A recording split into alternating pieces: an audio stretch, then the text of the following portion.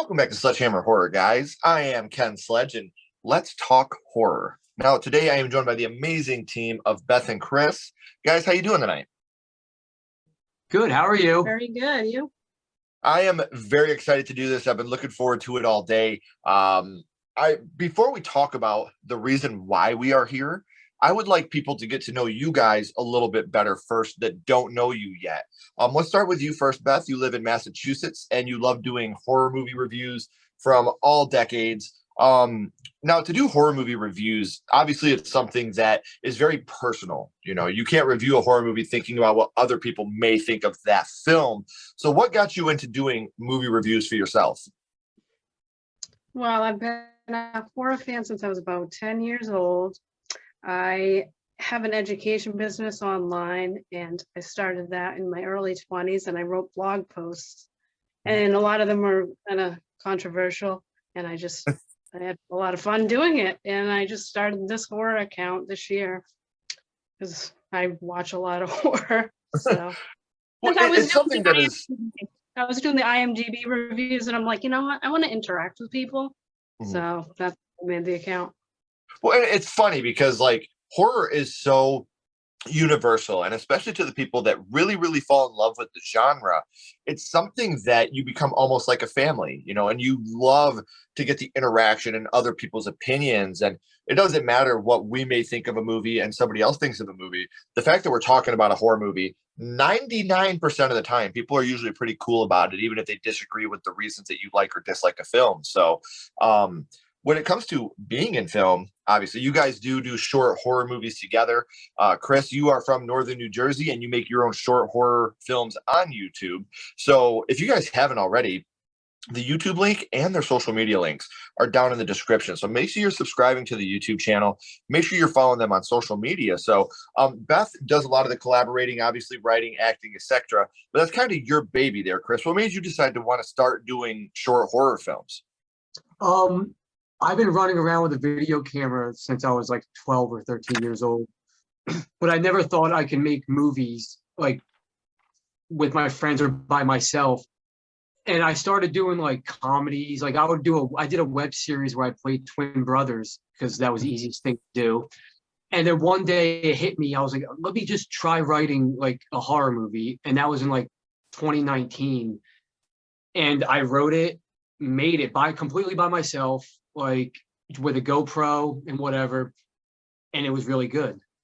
And I was like, oh, I can do this by myself. And now fast forward, I have 6 under my belt already and a 10-part web series, and now it's just keep going and going. Yeah, and it's funny because short horror films, especially some of the movies that I saw started as a short horror film. Smile started as a short horror film. Lights Out started as a short horror film. So I mean, you take these ideas and they can build into something so fantastic. And people, like I said, I've made a short. It's on YouTube. You guys have probably seen it if you're watching the channel. The amount of hard work and the grind that goes into even making a short horror film. People think, oh, you couldn't make a film, so you just decided to make short horror. No, I think making a short film is just as taxing, just as hard as making a longer film. Have you ever had the inkling, or is there ever a desire for you, Chris, to actually make a full-length feature film? Oh, absolutely. I have 3 ideas that I'm saving specifically for a feature that I'm like, I go in and out of writing them here and there and stuff. And one of my shorts I want to make into a feature. But yeah, shorts are the easiest thing to do for me right now, because I do them by myself. It's all my own money. Like it's all just me. But yeah, there's 3 specific ideas that I have saved specifically for making a feature. But writing a feature script is really hard too. Like writing a short horror script is hard, but then when you start doing a feature, it's like, oh wait, this is like 40 pages long. I got to do like 40 more. Like I don't know what to write for this. So I just keep like, I've been writing one for like 2 years now that I just kind of go back to and then mess with, change it. But yeah, short horror movies are very hard. My first movie I wrote for like 3 or 4 months before I made it. Like, and usually that's how it goes. It's like 3 or 4. Then I just read the script over and over every day until I can specifically see like the movie in my head clear as day. And then I'll go and shoot it and stuff. But yeah, people definitely underestimate how hard it is to make a short horror film. Yeah. Yeah, And- oh, what's the name of your short film, Ken? Because I was looking earlier, but I didn't. it is called Home is Where the Haunt Is. For those of you that haven't seen Home is Where the Haunt Is, I do have that down in the description as well. It's all about, what I love about Home is Where the Haunt is it's very, very nonfiction. While it is, obviously there's fictionalized aspects to it with the hauntings and stuff, but a lot of what you see in our short film, Home is Where the Haunt is 100% autobiographical. It's about the real life passing of my mother under suspicious circumstances, and some of the things that you see in the movie that you may think are just way far-fetched really happened. So we took it, we fictionalized it, and now we're working on our first full-length feature through SledgeHammer Productions, and we're very excited. It's called The Ofrenda.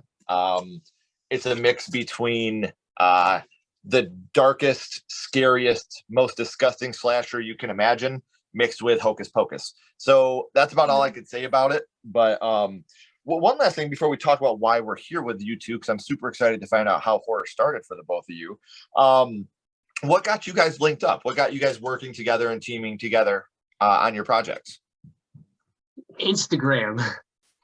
We met on Instagram. Literally, do it for the gram, baby. Do it for the gram. Exactly. Yeah, we did. We met literally the day she made her account is when we started like pretty much talking. And then I've always been like, I've been making my short horror movies. She wanted to make one, act in one, and then she wrote, I'll take care of the cats. So then we decided, well, I'll shoot it and edit it and act in it, and she'll act and write it. But he just right away was like, review my short horror film. Oh yeah, that's true. When she made her account, the first thing I DM'd her was like, review my movies. And I was like, whoa, yeah. That's right. I was persistent. yeah. She was like, well, I'm sure glad I started doing this today. Well, it's amazing because when you can find someone, the internet can be a dark, disgusting, dirty, filthy, scary place. When you can meet somebody that becomes a partner of yours and you guys do the things that you do, it really makes it worth it. And, that one DM that you sent turned into this. So, it's funny how those things work. It's so really, I'm really excited to see where things go for you guys in the future. I'm excited to see the projects you guys have coming up, and hopefully one day we can do something together. I think that would be super dope. So Absolutely. Yeah. So if you guys haven't already, I'm going to say it one last time before we get into why they're here. Their social media links, their YouTube link is all in the description. So make sure you're following on social media.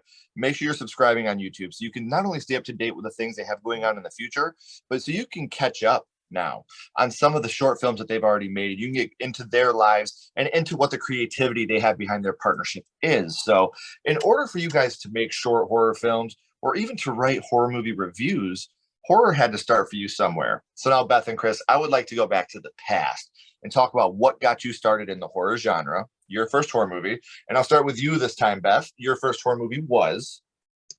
Scream. And we do have two films by that title, so I got to ask, we are talking about 1996, right? I hate that. But yes, 96. And like I said, I just had to ask. And Chris, your first horror movie was? Friday the 13th, the original. Okay. I was going to say 1980, because again, we do have another film with that title. See, and it's so funny because the influence that Friday the 13th had on Scream is, they talk about Jason Voorhees in the first 10 minutes of Scream. Wes Craven definitely plays homage to the other big slashers. Obviously him being the creator of A Nightmare on Elm Street and Freddy Krueger. In his own movie Scream, he pays big homage to Jason Voorhees, to Michael Myers, and Halloween and Friday the 13th. And I think it's an amazing love letter to those films. So I started with you last time, Beth. So I'll start with you this time, Chris. Do you remember about how old you were the first time you had seen Friday the 13th? Yeah, I mean, I was definitely probably like, let's say like 6, 7, 8-ish or something. Because where I'm from in New Jersey is like 25 minutes from where they shot the original Friday the 13th.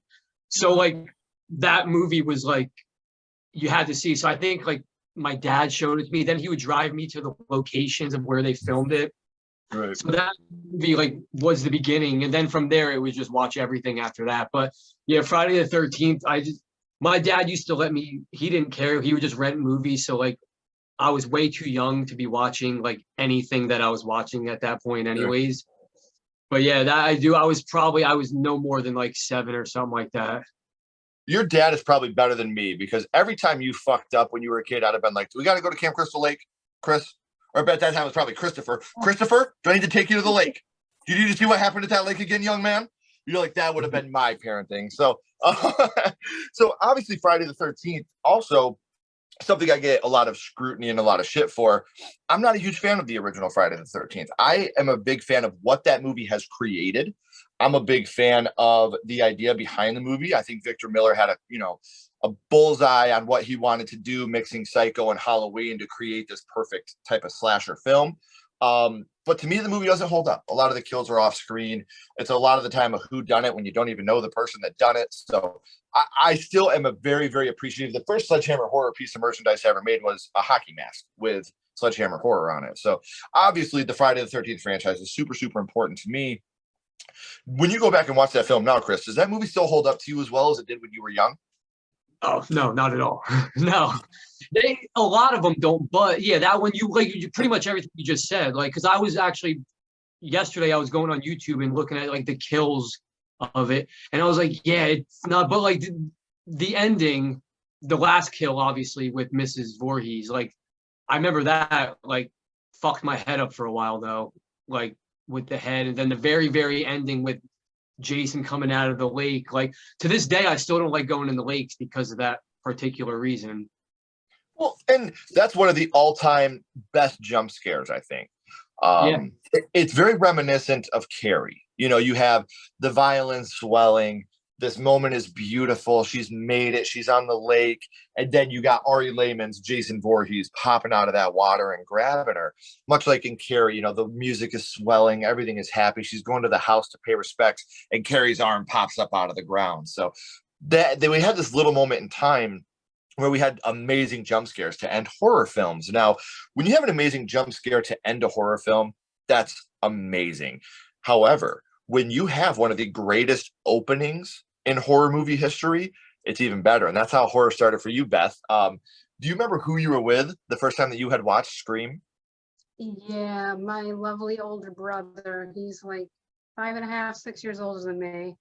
I was 10 years old, and he put me in front of the TV. He's like, sit in front of the TV, and I'm going to play this movie for you, the beginning, and you can't even blink. And I was like, I wonder what this is going to be. I just had no idea. And then he played, Steve being gutted on the porch deck, whatever. And I was scared, but I was like hooked immediately. And every week my dad would bring us to like the Blockbuster, the Massive Video, like the second tier one. And that's when I started getting the Halloweens. But each week I'd be like, Halloween, Halloween 2, Halloween 3. Right. Yeah. It's amazing because, first off, kudos to your big brother. Thank you for starting something so amazing in this young lady's life at that time. It's what big brothers do. I get it. I was blessed. I don't know if you guys know this. People that are repeat viewers, I'm sorry you have to hear this again, but my parents owned a video store, a little mom and pop when I was a kid. And so like I grew up in the horror section. Like that was my life as a child was, and I've talked about this before. I'm a little bit older, but when I was a kid, our YouTube was walking up and down the aisles at the video store, looking at the cover arts, trying to decide which one. You're our age, by the way. You're our age. I'm 37. Oh, 37. I just turned 37 like 2 weeks ago, actually.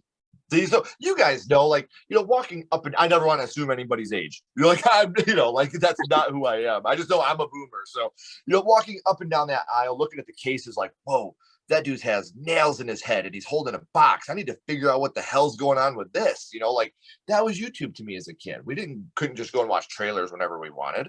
So I really love and appreciate the fact you're talking about going, to Blockbuster or to your local mom and pop and picking out these movies. That's so dope to me because these are memories that I will cherish for the rest of my life. Now, obviously you two both got started in two completely different eras of horror, but they are both equally as influential. Friday the 13th really did kickoff where Halloween and Psycho were, doing the slasher thing.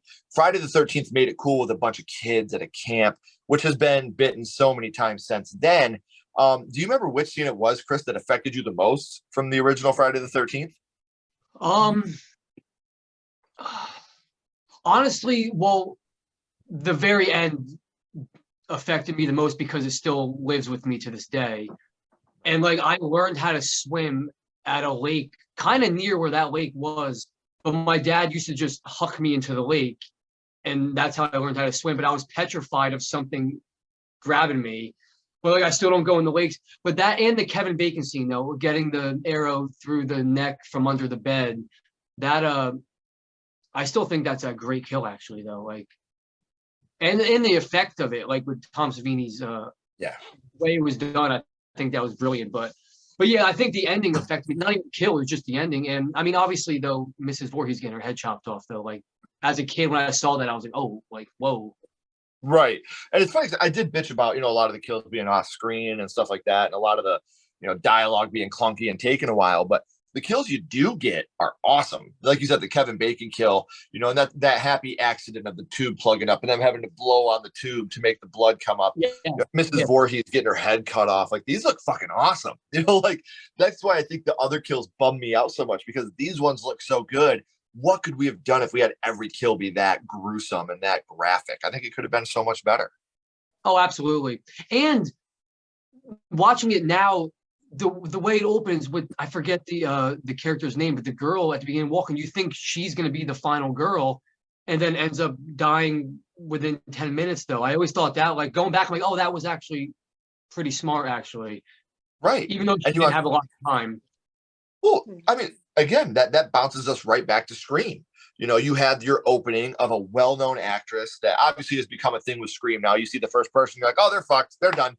But at this time, back in '96, Drew Barrymore, that's the girl from E.T. What's your favorite scary movie? And you're like, this is a big name. She's on the poster. She's going around doing all these talk shows. Like, that's our final girl. And then we see her fucking gutted, hanging from a tree 13 minutes into the movie. And you talk about making short films. The opening of Scream is its own short film right there. If you started that movie with the phone call and ended it with her mom screaming and Drew Barrymore hung from the tree, that's a perfect short horror film right there. So was flawless. Yeah, you're right. That's why, and I'm so critical of the newer Scream with John Ortega, because I saw Drew Barrymore, and to me that it was done so perfectly. Like it's unmatched. Nobody can match that. So I love I'm a big fan of every Scream movie I've seen so far, even 5 Cream or whatever the fuck you want to call it. I've been a huge fan of all the Scream films. I think that Scream at the time, I've told this story before, but when Scream came out in '96, I had this weird disdain for it. Like for me, because it made horror movies cool. Like when Scream came out, before that, horror wasn't cool. Like you watched horror movies in October, and if you were still watching horror movies in January, you were fucking weird. People were like, what the fuck's wrong with this guy? He's still watching that hockey mask thing? What the fuck? That's old news. But like Scream made it, and again, I'm going to show my age, it made it hit. It was cool to like horror movies. That made horror movies cool. And to me, I was like, fucking, it was like when Green Day went on the radio, you fucking sellouts. What's my age again? Blink-182. I get it, you sell out. Like, that to me was, Scream was the enema of the state of horror movies to me. And so as a young punk rock kid, I was like, oh, this is fucking stupid. It's trendy. Fucking posers like this shit. Then I look back on it now and I'm like, God damn, that movie's so fucking good. Like, even though I was a cynical little dickhead, like, man, this movie is so good. And it's made such an impact in everything it does. Like, to the point where we see people opening films now and we wonder, like, is this person going to make it? Seeing Jenna Ortega, when we went and seen Scream 2022, I seen Jenna Ortega and I was like, no, you didn't kill her right away, you dicks. Like, but you're right. Nothing can top the Drew Barrymore kill. 1, because of how graphic it is. 2, because of how surprising it is. And 3, you have her mother listening to it happen. Like, yeah. What a heartbreaking, disgusting thing to think about. Now, I want to bounce back over to the Friday the 13th real quick, because we talked about, a lot of the scenes that were impactful to you, Chris, and obviously a lot of the kills that meant a lot to you. But what would you say your favorite scene from the OG Friday the 13th is? I mean, looking at it now, the scene, when I'm so bad at the character names. When they open the door and the guy's stuck to the door, you know what I'm talking about. That when I was looking on YouTube, I was like, oh, I forgot about that. Like, it's funny how that movie, I've seen it so many times, but like in retrospect, I'm like looking at it like shit on YouTube, and I'm like, I forgot about that. And like the one girl gets hung through the window with the rope around her, kind of like Drew Barrymore in Scream, like she's tied with the rope all bloody and stuff. But honestly, I love the opening specifically because I've been to all those. Like my friend lives right next to the cemetery where the girl gets dropped off. Like, so it's just like just watching her walk through the stuff, and I'm like, that's like my favorite part of the movie now. Like, I don't even need to see any of the kills. Dude, I feel you, man, because I'm a Detroit guy. You know, like I'm a big Detroit guy. Detroit is my home, my love, my life. And I watch movies like It Follows and Barbarian and with that nasty rapey guy, Don't Breathe. And I'm seeing these places and I'm like, oh, I know that place. That's my home. I love this. You know, so it definitely gives you that personal connection with the film. So definitely much love and respect for that. Now, Chris, you're going to kind of get to cheat here for a second because we're going to talk about, usually I bounce the questions back and forth, but you're both going to get this question. And Beth, it's your turn. So you're going first and you're going to have to think on your toes, where Chris, you're going to get to cheat and think for a second. So we talked about what your guys' first horror movie was, obviously with Beth being Scream, Chris being F-13, and what those movies mean to you guys. But now I kind of want to throw a curveball at you here for a second. My buddy Ghostface is here and he has a question for you. What's your favorite scary movie, Beth? What is your favorite horror movie of all time? Probably The Shining, which is probably cliche, but so many horror fans love it, but I love it. And it's cliche for a reason, because I mean, like, you could say it's cliche, but the impact that The Shining has had, it's a story about addiction. It's a story about love. It's a story about abuse. It's a complete horror story. Like The Shining is one of those movies that any aspect of horror that you can think of, whether it's personal or supernatural, or, you know, the fear of a relationship and the things that happen in a relationship, The Shining is one of those movies that I think is just, it's top notch. You know, whether it's from the book, whether it's, you know, Stanley Kubrick's film, whether it was the made for TV one, while the effects in the made for TV one are dog ass, the story of it and the acting in it is still brilliant. And I personally think The Shining created one of the best sequels of all time in Dr. Sleep. I've always said Dr. Sleep is the best sequel ever made. Oh, you're not a fan? We just talked about this actually. No, I mean, I respect it. I had a very hard time getting through the whole thing. I don't know. It didn't do it for me.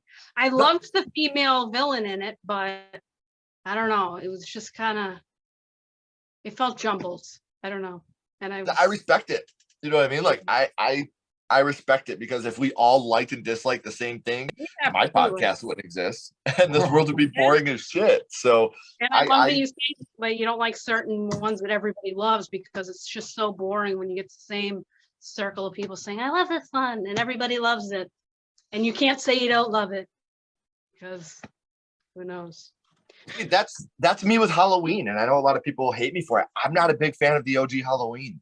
I think it's slow. I think it's boring. I think that, like, in the grand scope of things, Halloween 1978 created the perfect slasher film. It took what Black Christmas did. It took what Psycho did. It ramped it up to 10. It gave you a villain that you could be scared of. It gave you a final girl that you could adore. It gave them both an equal amount of screen time, and it made the perfect slasher film. But it's still very slow to me. Like, I don't know. There's a lot of that movie where I'm like, huh? Are you a Halloween 3 fan? I fucking love Halloween 3. It's in my top 3 of the franchise. Like, I honestly think if Halloween 3 would have been called The Season of the Witch, it would have been a huge hit. Obviously, it's finally starting to get that cult following that it deserves to have. People are starting to go back and watch it and respect it for what it was. That movie scared me as a kid, you know, and again, maybe it's because I'm not a huge fan of the Halloween franchise. I didn't go into it like, no, Michael, you know, like, okay, I like it. I think if Halloween 2 never would have existed, because the original plan was for Halloween to be a series where it was different all the time. It was supposed to be an anthology series, and every year they were going to release a new movie, and every year is going to have a different meaning. Like Halloween, then Halloween Season of the Witch, then Halloween the toilet won't flush, I need help. I don't know what the hell they were going to call the next one, but Halloween 2 is what ruined any chance of Halloween 3 being, a hit, because people went in, they were used to Michael. Now they had pretty much the continuation of Halloween 1 and 2. Now you just throw in this random thing. People didn't understand it. They didn't like it. It's done. That's a wrap. They didn't have the internet to look up, like, why did they blow ass on this? I don't know. But personally, always loved Halloween 3. Always caught shit for it. Super happy this movie's finally getting some love and respect it deserves. Are you guys Halloween 3 fans? I think it's okay. I think it's an Yeah, okay film. I would have to go back and rewatch it now, but I'll get shit for this when I say I absolutely love Rob Zombie's Halloweens. Okay. I got to put a caveat here. The first time I had seen Rob Zombie's Halloween, I didn't see it in the theater, and I saw the director's cut. And something for me personally that I can't do is sexual assault, rape. Like, that's something for me that's just like, it makes me very uncomfortable. It makes my skin hot. It makes me want to throw up. I feel angry. And I got to the sexual assault scene in Rob Zombie's Halloween where they're in the jail and they're rape, or not the jail, the mental institution. They're raping that girl. In the asylum, yeah. Yeah. Is it the first one? That one. The first one. It's in the director's cut. It's not in the theatrical cut. Like, and so I have to see the director's cut. don't. It's bad. Like it's a very bad, very graphic, very lengthy rape scene. And I was like, I can't do this. Like I shut it off. I never finished it. And then Ashley and I, my wife, we did our versus episode on Halloween 78 versus Rob Zombie's Halloween, where we compare, an original versus a remake, and we watched the theatrical cut, and I liked it a lot, actually. I'm not a huge fan of the first act when you have like the trailer trash family and Michael getting picked on and bullied. Like, to me, that's not him. He had the darkest eyes, the devil's eyes. He was just evil, period. But once you got to adult Michael, like Tyler Mane is just fucking nasty. Like, he is a beast. And to watch him completely tear shit up, it was great. I loved it. I love the second one is if Michael Myers morphed into Jason Voorhees and had mommy issues the way Jason does. That's what Rob Zombie's Halloween 2 was for me. It was definitely more of a Jason film than it was a Halloween film. So the White Horse, the second one was weird too, though. Like that, whatever. I still don't really understand that, but I love those movies. And I just want to show this real quick. I don't know if it'll show with the camera, but you guys can't see it, of course. I'll show you when we're done filming, but it's my shirt that says Halloween 3 is a good movie. Nice. But I do want to bounce back because you've had a moment to think about this now, Chris. I want to bounce back to you for a second. What's your favorite scary movie, Chris? What is your favorite horror movie? Well, now I feel like a lame loser for answering this because it's literally Scream. I remember seeing Scream in '97. We were at my friend's house. His mom rented it for us because it was already this big deal, but we were too young to see it. I saw it. Blew my mind. I was obsessed with it, still am. I used to sit in my bedroom in summer vacation and wear the Ghostface costume while watching like Scream. I'm still obsessed with it. I'll watch any movie of the Scream franchise all day, every day. I saw the new one, whatever they call it, Scream, 7 times in the theater. Like, Scream to me is just, I was 11 years old, so it just hit me at the right, just like, but you made a great point about how Scream is like the enema of the state of, like, and I agree with that because it's so true. And it's just for me, because even Blink-182 is my favorite band of all time. It hit me at the exact perfect time in my life, and it just holds this special place to where, like, no matter what Scream does, it'll never like do wrong in my eyes because I just love the whole franchise. And plus, I just think the original Scream, I love Matthew Lillard. I love Jamie Kennedy, Skeet Ulrich, David Arquette. Like, I think the cast was just perfect. Even watching it now, 25 years later or whatever, I'm like, yeah, this movie, I mean, there's still little flaws here and there, but even the opening scene, though, like just the details of that opening, the little tiny details that you wouldn't notice unless you watch it 100 times. I'm like, this movie's so fucking smart. Like, Act 2 is very goofy, but the first part and the last part. and the kitchen, the whole ending though is just, and like the way it has Halloween mixed with the Halloween music playing in the background of, like, it's just, I just think, plus I always thought Ghostface was just the coolest looking costume, like the mask and stuff. Like, it was just, and the phone call, the voice, everything. It was just like the perfect storm for an 11-year-old kid to see it. Like, But then there's other I people do that say gotta they say, hate the movie. like we brought up Enema of the State. I gotta be completely transparent and honest. And I got people from high school that'll totally back me up on this. I was that guy at parties, you know, even at 11, 12, 13, being the younger kid, hanging out with all the older punk rock kids. They'll sit there, you know, and defend Enema of the State. Like I'd be smoking cigarettes. Like, listen, man, I get the radio songs aren't that great, man, but you got to listen to Dumpweed, bro. Have you even heard Dysentery Gary, man? Like, you got to check this shit out. The songs are good, man. They're really, really good. And I was that guy. And then, like, people were like, yeah, fuck you, poser. I'm like, fuck you, man. This record's great. Like, and that's how I feel about Scream now. Like, this movie's so good. And you're talking about an impact that it has. People that have never seen Friday the 13th, the original, know that Jason's not the killer in that movie because of Scream. They know that Mrs. Voorhees is the killer. If it can make that much of an impact on you, Scream made such an impact. I dare anybody to go back and look at the horror movies that came out in 93, 94, 95. And then the horror movies that came out in 97, 98, 99. And tell me you don't see a huge, huge upgrade in quality thanks to what Scream did. Scream made such an impact, in fact, that Halloween bid on the meta-ness and made Halloween H2O, which is totally the Scream version of Halloween, which is my favorite Halloween movie, ironically enough. Halloween H2O, I think, is the best. I do like yeah. Yeah. And so, like, again, look at these movies that came out from 93 to 95 and then 97 to 99, and you'll see what a huge impact Scream made, not just in the horror genre. We got a whole series of spoof movies, the scary movies, because of Scream. You know, like that kicked off so much in pop culture. It's impossible to deny the impact it had in pop culture. So while we're on the subject, since Beth, Scream was your first horror movie, and I got to ask, even though I think I know the answer, there was one time in the 90s I was wrong, so it could happen again. It is part of a franchise. So which Scream movie is your favorite in the franchise? The first one. Even though when I rewatched it earlier this year, I was like, the whole mid part of this movie is so goofy.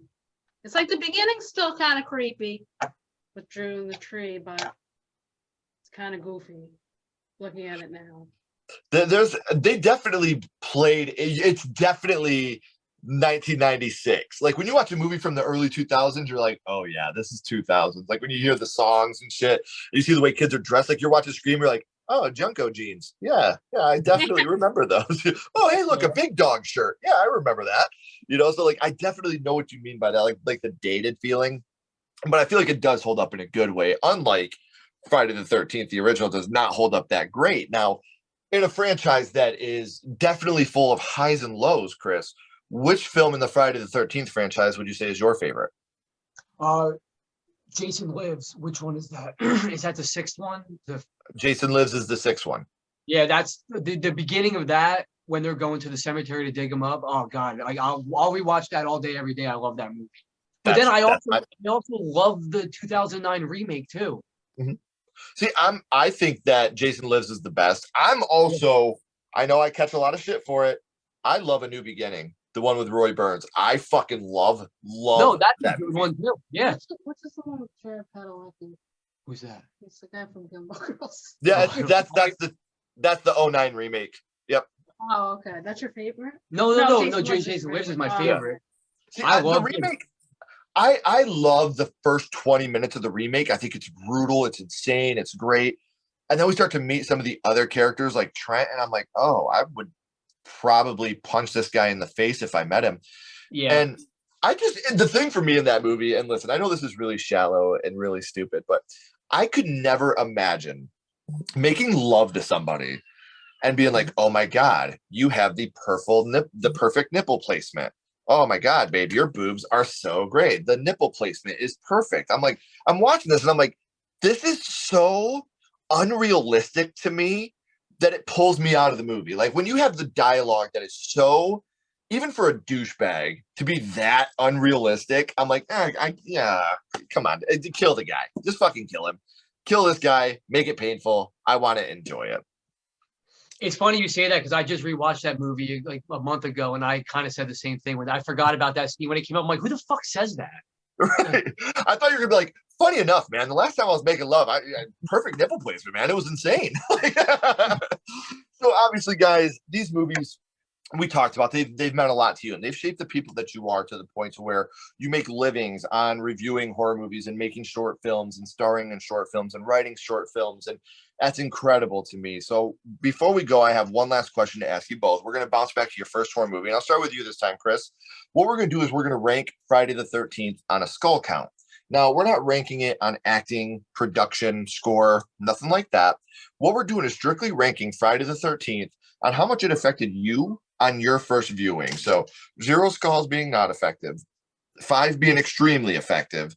You can use half and quarter skulls anywhere in the middle. And Chris, what would your ranking of Friday the 13th be? Oh, it would be a 5. Mhm. 100% a 5. It literally changed I went from not knowing what horror was to like, I need to watch every single horror movie under the sun. And like you said earlier, going to the video store, just seeing everything, like, what's this? What's this? What's this? Like, Yeah. it just opened the floodgates for me. Like, every weekend was video store. Then it was, like Friday the 13th and whatever sequel was after that at the time. And then Halloween, Texas Chainsaw Massacre, Night of the Living Dead, whatever. Like, Yeah. it literally started it all for me. So, I mean, I give it 5 because without that, I don't know what I would be doing right now. That's exactly right. Like, I've talked about that 1,000 times. Like, there are movies, like my first horror movie was House from 1986. Like, that was the first horror movie that I watched. And still to this day, I will give it a 5 skull every time. I don't think it's the most perfect movie ever made. It's not Pee-wee's Big Adventure, but it is definitely a movie that affected me in a way that created this right here. See the skull? Wouldn't exist without House from 1986. So what about you, Beth? What would you rank Scream 0 to 5 skulls on how it affected you? Oh. Yeah. Same. See, and it's funny because when it comes to ranking a movie, like on reviewing, being a critic, the only movie I've ever given a perfect ranking to ever was Pee-wee's Big Adventure. I'm being genuine. Like, I think that's a perfect movie. I don't think there's anything wrong with that movie whatsoever. When it comes to horror movies, maybe Psycho would be close. I think that the capturing of Norman is really fucking weak. Like, we got this cool killer and all this, but how do you stop him? Oh, you grab him, you lift his arm, and you fall. Like, that's the way you stop Norman Bates. So, like, that to me is a little ridiculous. Nightmare on Elm Street, if you take out that stupid fucking Freddy car at the end and the blow up doll mom through the window, pretty close to a perfect movie. But I can't tell you how many movies have affected me to the point to where they've changed how I look at movies, or they changed, how I want to create movies or anything like that. So, guys, we are at the end of the third act. The credits are about to roll and the curtain's about to drop. But before it does, one last time, all their social media links, their YouTube link is all in the description. So make sure you're following them. Make sure you're subscribing to stay up to date on everything they're doing. Chris and Beth, please don't go anywhere. I got a couple more questions for you. Everybody else, as always, keep talking horror, stay what you are, and we'll see you guys soon.